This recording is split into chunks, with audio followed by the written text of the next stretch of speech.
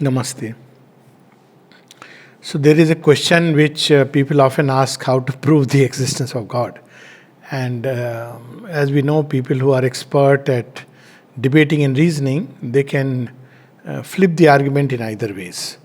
Though there are many indicators, purely to the pure reason, even based on sensory evidence, which indirectly would confirm the existence of God. And the reasons are very simple. If you look at order emerging in cosmos out of chaos, if you look at how the fine, intricate balance is maintained in creation, how there is an intelligence that operates through countless creatures, from the atom to plant life, animal life, and right up to human. So it'll be difficult, in fact, to disprove the existence of God and say that all this is a random chance, accident, chaos, etc., etc. Least of all, that out of nothing, all this universe has emerged like as if from some magician hat. But that's a different thing altogether, because people often want the evidence of the senses.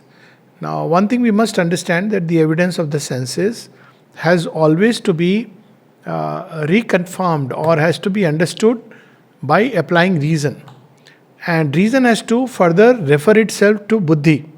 In India, we have this term, buddhi, higher intellect. And the buddhi has to refer itself to the great self. That's how the whole hierarchy goes. To take an example, reason says that the earth is flat. There are a lot of people who believe it. According to reason, evolution is not there because we don't see it happening. According to the senses. According to the senses, the sun rises in the east and sets in the west. So this is all according to the senses. But we know that this first evidence is changed when we change the vantage point. So same way, the sensory evidence works within very small limitation, and that we all know. And based on this small framework of senses, when we apply reason, it itself is faulty. But here in this aphorism that we are going to read, Sri Aurobindo, with his sense of humor, says something very interesting. And the aphorism is aphorism number 12 from Thoughts and Aphorisms, Mother's Commentary, volume 10. The thought and aphorism is: they prove to me by convincing reason that God did not exist. So they obviously refers to the material scientist, not all scientists. Because there are scientists who, when they look at the universe, cannot but end up believing that there is something tremendous, something powerful, something like a cosmic intelligence. But there are material scientists who don't wish to see beyond the tip of the nose. And so he says, he takes a dig at them. They proved to me by convincing reasons that God did not exist, and I believed them. Mark the word believe.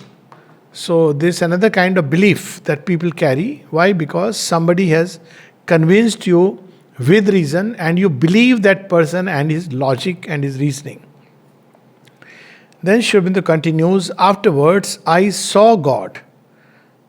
Now he did not only see God, for he came and embraced me. Now this is too powerful. And like last time I was mentioning in the talk on Sanatana Dharma, in India, God is not only heard. We don't only hear the voice of God. Of course, we hear the voice of God. It comes in various ways, including all the inspiration, like we have certain scriptures are inspired scriptures.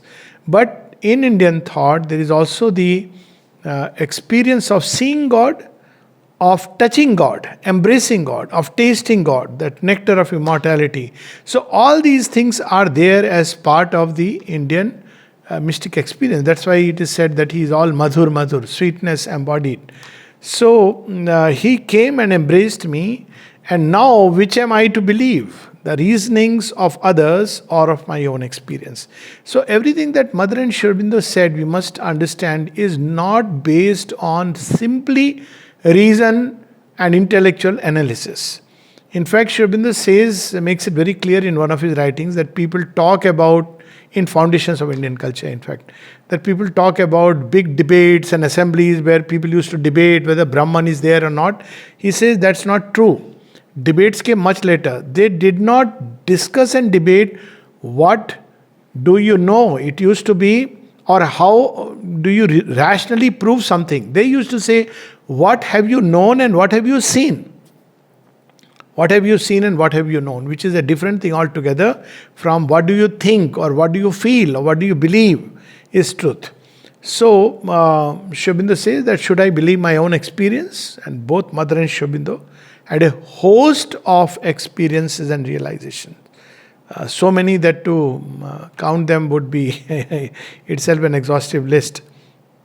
Many of them, for those who want to check it out, we see in their poems, collected poems of Sri Aurobindo, Mother's writings, and of course we have Savitri, where Sri Aurobindo describes his own and the mother's experiences.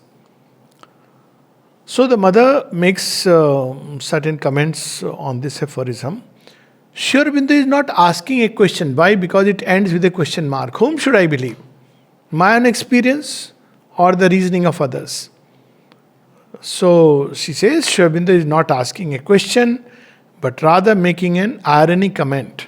So to most of us it's very obvious that he is not asking question, but for those of us who are lost in semantics and verbal dialectics, is Sri Aurobindo doubting his own experience? Is he asking someone whether I should believe in my own experience or somebody else's reasoning?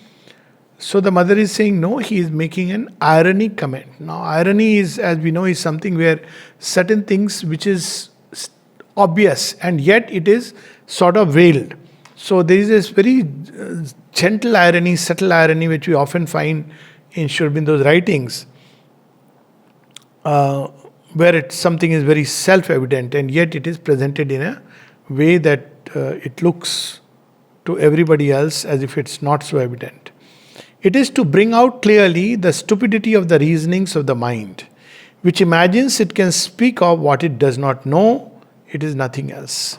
And it's very obvious, if God could be understood rationally or known by the mind, then he would not be anything greater than the mind. Then mind would be God, technically speaking.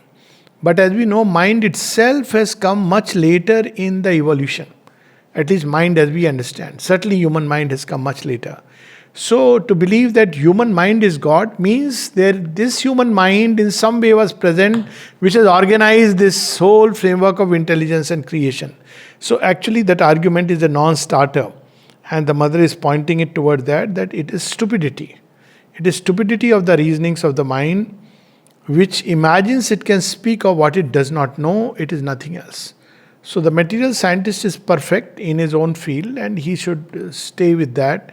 The biological scientist is very good when he plays with genes and cuts them and combines them. But when he starts speaking about God, and same is with psychologists, typical traditional psychologist who is observing human behavior. So he can certainly speak about human behavior as he has understood. Not that anything has to be taken as gospel truth. But when they start speaking of soul and God, then one is overstepping his limits. It's like a very good cricketer, even the god of cricket as they say, can't start commenting on football or kung fu. It'll look absurd on the very face of it because there are limitations of the field. When you know how to use it, it means reason, and have mastered reasoning and deduction, you can prove anything. So on the same data, you can prove it this way, you can swing it that way. It's a simple mind game, and everybody who has gone through the schooling process knows it. So there used to be debates in favor or against, and people could choose sides. Basically, you could give points in favor of something, you could give points against something. So it's an elementary mind exercise. As a matter of fact, this is an exercise that is given in universities. To make the mind supple, you are given a thesis to prove, and immediately afterwards, with equal conviction, you have to prove its antithesis. And in fact, it should be the same person who one speaks in favor, then against, and then one should find where the two join, how to harmonize and synthesize them. In the hope that if you rise a little above both, you will discover the synthesis. Therefore, once it is conceded that anything can be proved, it follows that reasoning leads nowhere. Because if you can prove something and in the next moment prove its opposite, this is the proof that your proofs are worthless. So, does it mean that reason has no place? No, as we have seen, reason has its own place. Everything has its place. Put it in its right place, it's wonderful. So, what is the office of reason? Sri Aurobindo discusses it at several places. So, office of reason is to organize the truth it receives. So, normally it receives all truths actually, when they are not heard from someone, they come from and turn into a belief system, they come through a process of insight. And this insight is a kind of veiled intuition. But then the reason picks it up, and as Sri Aurobindo says, it must go through the whole process of reason where it changes a dress, it wears the dress which is suitable for reason. And it's like when you enter an operation theater, even if you are not the surgeon, you're just going to see someone, you have to kind of wear the official dress of the operation theater. Or like during Corona times, you have to change your dress entirely to visit a patient. So the same thing applies here, that truth comes from above, and when it enters the human mind, reason makes it wear the official garb so that it can be acceptable. So that's what we see very often. It is being done, and it can be done this way or that way. So reason has its place. Reason has its place in organizing sense data, and to an extent to apply its own analysis when it comes to certain material evidence of the material senses. Reason also has a place in disciplining the vital. So reason is very important to make us reasonable people, so that we don't let the vital just go in any kind of direction, in any kind of imaginative excursions. So reason has a place there. But reason cannot know truth and God and soul. For that, other faculties are needed. Faculties which can be developed through yoga, which do develop through yoga, both subjective and objective, and through which one can have the pratyaksh praman, the direct experience of God. There is experience for a simple heart, a sincere and honest nature, a nature which knows that its experience is sincere, that it is not a falsification of desire or of mental ambition, but a spontaneous movement which comes from the soul. The experience is absolutely convincing. So, the value of experience of the soul and God is when it arises spontaneously. There is no vital desire, or mind is not fabricating something, it wants to have an experience, or there is an ambition that if I have this experience, I'll be regarded as a yogi, or when none of these things are there. And there are a number of instances. I mean, that was one thing which was there when man was leading relatively a simple life. For example, I have seen in my village, and I'm sure in many people have seen, our roots are there in the villages, that when someone fell sick, they prayed to God. And when the person recovered, they were convinced it is the grace of God. I mean, I remember when I would fall sick, my father would take me, keep in front of his deity, Lord Rama, and say, Aap sambhalo, you take care. And when I would recover, he said, Ram ji ki kripa thi. Now, this used to happen, not only with one event, but many different circumstances. They would refer to God, and eventually things would get sorted out. So, they have a right rationally also to be convinced that there is something called as God's grace.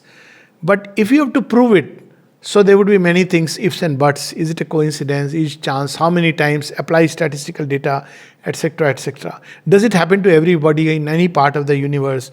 That is not always possible, because there are plenty of inner and outer conditions. So God does not mean an impossible miracle. And these simple people with a simple heart had a spontaneous opening. That is the beautiful part. Whereas with the advent of the mind and the complex reasoning, that opening is largely closed, doubt, skepticism, all this has now taken over. So that's why it's much less frequent. I have even heard earlier people would dream of God, of divinity, and some kind of experiences they would have, but which becomes rare and rare because now the mind has gone into a different groove altogether. It will come out, but nevertheless, that direct, spontaneous simplicity in which the experience took place is lost. It's true also of civilization. When we read about the Vedic rishis, So we see that, they had a visitation from God and they saw them and spoke to them. So a modern person may well disbelieve. But fact is that living in that kind of surrounding, a life less hampered with all the trappings of a modern gadgets, was much more open directly to commune with nature. And Sri Aurobindo describes that in Savitri when he says that, Savitri was nurtured among the woods, where one was less hampered with all those things which today we regard as artificial necessities, or they become necessities. There was time, people could sit and or stand and stare, as the great poet says. So all this is lost now because there is such a speed of modern civilization. So it's not that they didn't have it, they had it. We have lost our ability to have it. And of course, we will regain it, no doubt about it. And when we regain it, the realization will be far more complex and vast and all embracing. But there was a time when these experiences and realizations were very natural and spontaneous. We see this in one of the movies. Recently, there was a very good Hindi film on this called Kantara. So it's about, those villagers who are experiencing Varavatar, and it's so true. And at least many of us have actually known these kind of things growing up in childhood. Then we also, when we entered into that rational age, rational cycle of our development and went to schools, colleges, we started losing it. You become an agnostic. Then again you regain it after completing a curve. And perhaps many don't. So this is where she says that when this experience occurs spontaneously without any falsification, fabrication, then it is something very beautiful. It is absolutely convincing. It loses its power of conviction when the desire to have an experience. So she is cautioning us, don't try to have an experience. You should not have a desire that I want to have this experience. And least of all when it is mixed with ambition. It loses the power of conviction when the desire to have an experience or the ambition to think oneself very superior becomes mixed with it. So she is cautioning, especially we have many new kind of yoga movements where you are told that you will have this experience if you do this practice. And then the mind starts playing. So she cautions, let the experience arise in the spontaneity and candidness of a childlike heart and a soul that is open to the divine. Don't limit it, don't fix it by this idea that this is what the experience must be. And we see how this kind of limiting the divine experience led to such catastrophes. I mean, Joan of Arc, she used to see God and hear. And because it was believed that nobody else can, she's not supposed to have it. She was burnt at the stake. And same we see in many Sufi movements, Sufis who were beheaded, killed, because they said we feel one with God. But you are not supposed to feel one with God, because only one person has the right to receive God's teachings and transmit it, leading to so much of fanaticism and fundamentalism. So she says that two things we must be careful about. We should not be wanting to have an experience, and this ambition that if I have an experience, I am somebody superior. If one has an experience, it is grace and nothing else. If you have that in you, I think perfect example is Sri Aurobindo. After the experience he had of Vasudevam Sarvamiti, I just wonder how he was so normally, coolly communicating with everyone. And people would come, speak to him. Nowhere you feel that, he's showing off as somebody very superior. You are talking to me, you are trying to tell me, I know very well, I had this experience. No. With such perfect humility. And that's why the mother has said that the example of humility, if you want to see one, is Sri Aurobindo. And there is no doubt about it, because he has achieved so much. He is as such even humanly, in every way, brilliant, intelligent, compassionate, call it whatever, a perfect example even of a wonderful human being.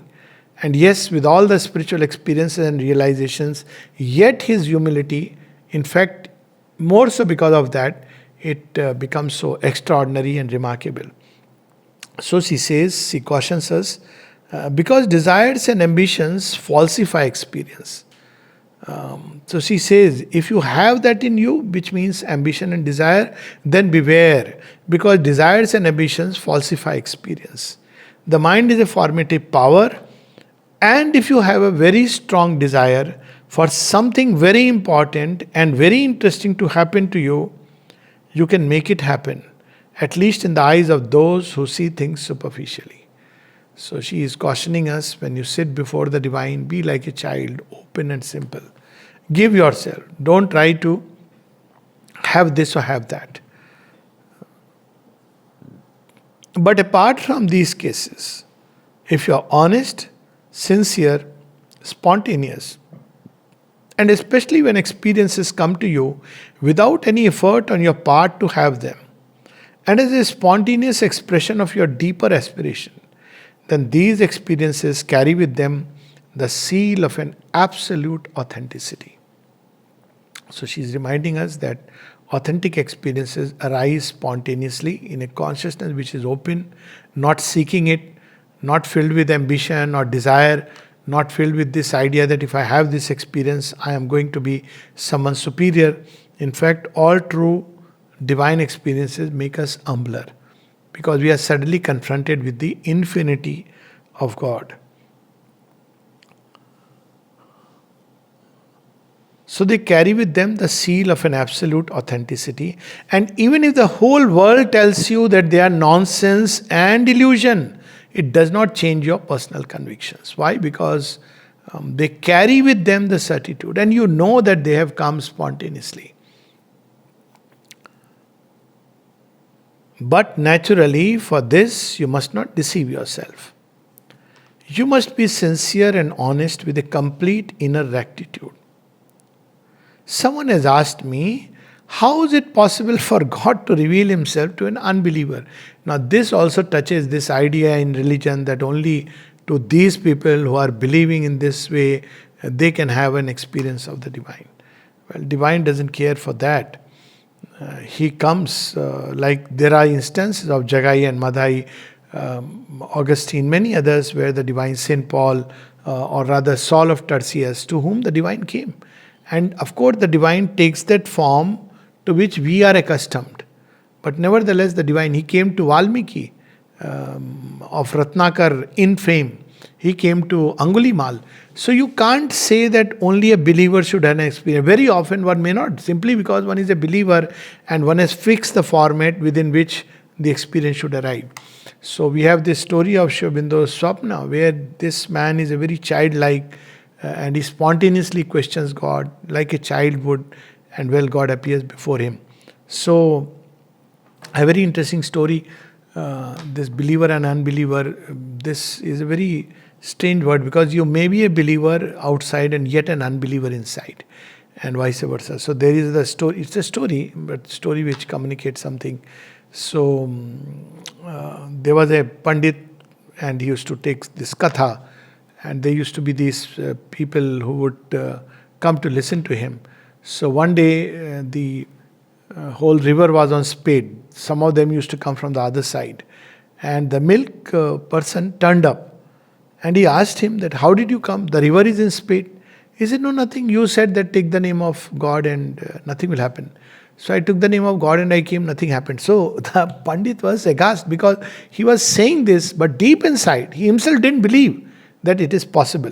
So this believer and non-believer is a very dubious term. The divine does not care so much about our surface belief and non-belief as he cares about our deeper aspiration and faith. So the mother says, someone has asked me, how is it possible for God to reveal himself to an unbeliever? Then she replies, that's very funny. Because if it pleases God to reveal himself to an unbeliever, I don't see what would prevent him from doing so. He acts in absolute freedom and with a deeper wisdom. On the contrary, he has a sense of humor. Sri Aurobindo has told us many times already that the Supreme has a sense of humor. It's we who have turned him into a very stern judge, extremely serious. Of course, this sense of humor is not a frivolous thing, but something deep within. He is full of that joy of creation. So he has a sense of humor, that we are the ones who want to make him into a grave and invariably serious character.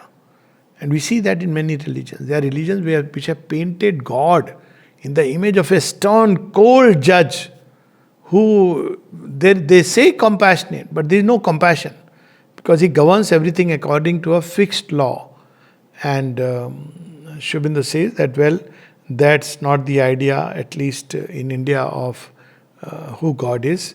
And he may find it very amusing to come and embrace an unbeliever. So we have this idea that he doesn't like to play. And the mother says, play with the Lord, laugh with the Lord. He loves to laugh, he loves to play. After all, he has created this world in delight. So perhaps if we are too serious, he may well think that, well, maybe let him sit quietly, close his eyes. I'll go to somebody who is a little more playful. We see this in the story of Krishna, such a playful, and of course in the life of Sri Aurobindo and the mother. The mother from morning till night, if you look at her routine, she is full of that joy, laughter, music, games, playing games, plenty of games with the disciples, which included once number of time, but I know about one instance when someone told me, ringa roses in a room. Can't imagine. Now, of course, we can make them very grave. Sometimes even when we speak about them, the voice becomes very grave. When we say something that Sri Aurobindo has written, it's as if, he is like a serious stern judge. But she has played with children. She used to play many games. Except one game when somebody said, you become a horse and I'm going to ride over you. She said, no, my child, this I can't become. Obviously, divine ki garima hai. Divine can't do that. But all kinds of games, including someone who suddenly said, was in front of mother and said, Mother, I am an Asura, and she became like Durga and put herself over this. In that case, I am the slayer of Asura. So all kinds of game. She has played with Krishna, she speaks about it with the gods, even with such humor. That's a whole chapter. When some of these gods came and told her, but we love music, and each one was showing his own musical instrument, that I do this and I play this. So the divine is full of that delight of existence, and therefore he has a sense of humor. We have turned into a grave and invariably serious character. And he may find it very amusing to come and embrace an unbeliever, someone who has only the day before declared, God does not exist, I do not believe in him all that is folly and ignorance. He gathers him into his arms, he presses him to his heart, and he laughs in his face. And we know these stories. Saul of Tarsus is one example, Angulimal is another. And there are some very interesting conversations in his own life. We know how when Nirodha came and there was a discussion because he was sort of Buddhist, and the mother, she was serious that mother will ask me all about God and all, but I don't know anything. I have not read any scripture. But mother didn't ask. She just asked him about general, how was your life there and what did you study in England? All this she asked. And when he goes, then in the train he had this mind-blowing experience of seeing the mother everywhere. He says it was so difficult. He was almost saying, no, I mean, it is too much seeing you everywhere. So number of instances we know in Sri Aurobindo and the mother's own life where people came and they were either agnostic or not fully into the possibility. And we know that how a part of his mind kept questioning. And yet Sri Aurobindo would reveal, like Dara. Dara didn't believe that God is everywhere, and Sri Aurobindo reveals to him. And Dilip Kumar Roy was another classic example, that he would, when he would sing bhajans in Ma Yashoda's presence, Krishna Prema was also there, and she would see Krishna by his side. Now Dilip Kumar Roy would not experience, and he would not believe. And so he would ask, she said, yes. He said, but why don't I see? He says, well, you have to check it out with Krishna. And we know that one day he almost said, Mother, I want to have an experience. Mother says, okay, at this time you meditate. So he was in his room and he started meditating. And suddenly his heart started palpitating fast, and he broke into sweats, and there was a tremendous fear gripping him. And so he just came out of the meditation. He abandoned it. Then he asked the mother what happened. Mother said, you were so much full of fear and doubt.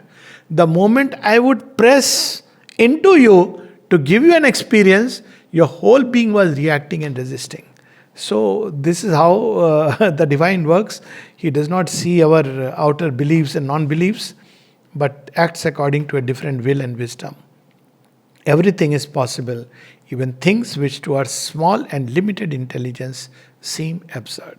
So, all this to tell us that divine acts in an infinite freedom, and we should not try to fix him or his action by the limited human mind. Namaste.